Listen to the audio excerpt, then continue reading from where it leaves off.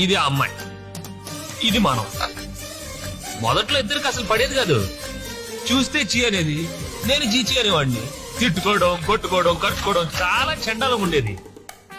ఏమైందో తెలీదు, కనిపిస్తే నవ్వడం మొదలెట్టింది, పలకరిస్తే మాట్లాడేది, గుడ్ నైట్లు కూడా చెప్పేది.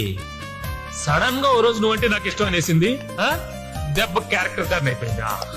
మరి నీ క్లాస్ తిప్పలేదే? అదేంటి అలా పెట్టా? అదే మన పరిస్థితి. నిలబడలేం, తిరగబడలేం.